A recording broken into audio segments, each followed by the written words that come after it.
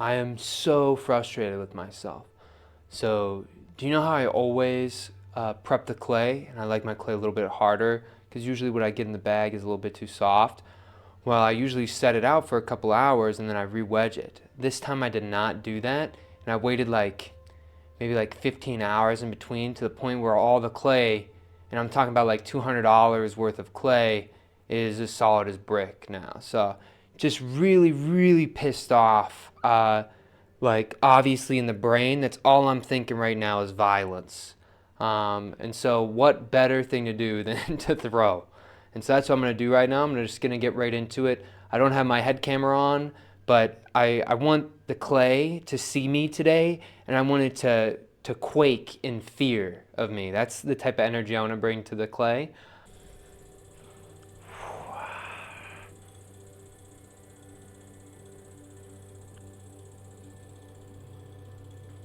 There's not a lot of clay here. It's gonna be a small tree.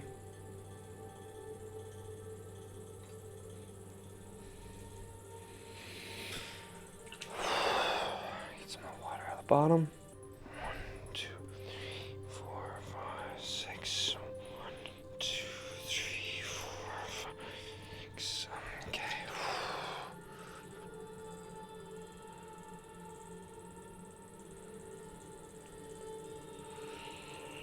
There we go.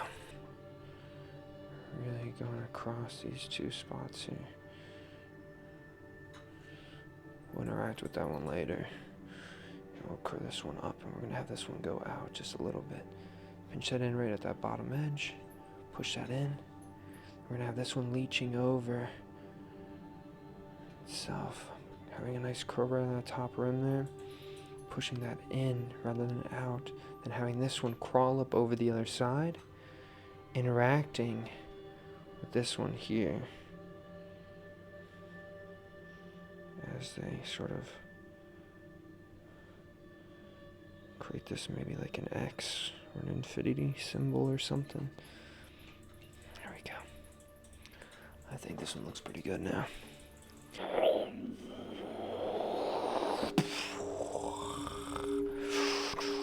Get that little hard chunk out of there.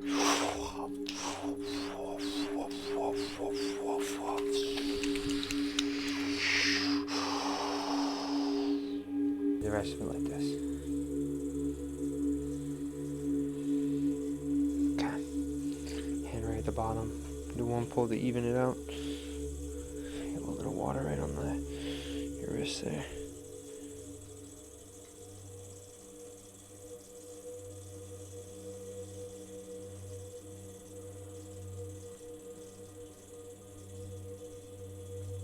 Look at that pole. Freaking look at that energy. Look at those lines in that freaking form there, guys. Absolutely nuts. There we go. We fit in another one. One more whispering. We can't let the clay know. We're gonna beat it up right now. Wow.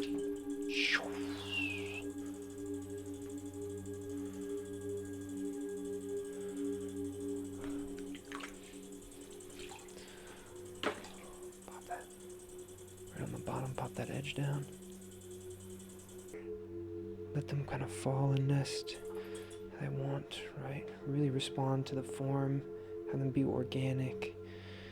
Don't force them, or else they're gonna not look naturally grown there, right?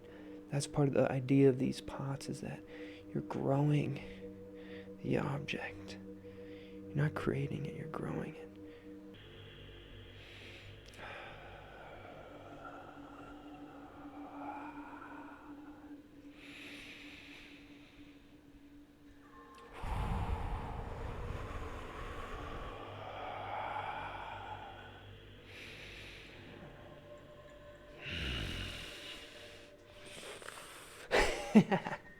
Right? Kind of spooky, I think.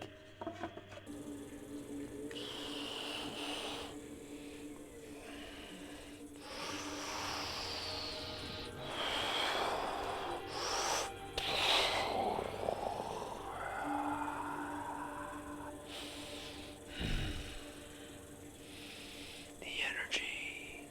Feel the energy, guys. We're gonna go down to the bottom. chill out. Slowly project our 2 fingers on the interior above. To find that bump and just walk that all the way up.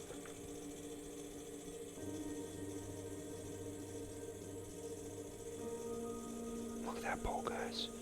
A slight buckle on the bottom. We're just trying to stay aware of it though.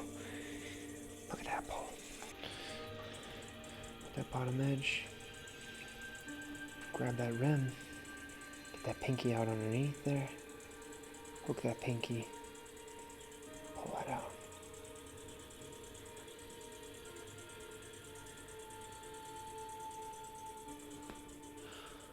Let that thing twist up. Sweet. Look like the tendrils on the bottom, and there's a nice silhouette and a gesture to the pot. And so I think those are some of the qualities I like about it. We come over here, our short one here. You know, this has a really nice twist, a really good contrast from base to center. I just got some clay on my green screen. And then a really wide top too. And so I think there's a really nice contrast. And talk about like a silhouette of the pot. I really think there's something really interesting going on there. Really has a lot more of that tree-like qualities.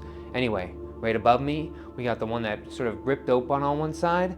This pot wasn't too crazy, and I actually think it tilting, almost like it's tilting its hat upwards here. I think it actually animated the form a little bit more to become a little bit more acceptable to my taste in my pots. But anyway, thank you so much for watching. All the best and strong mentality.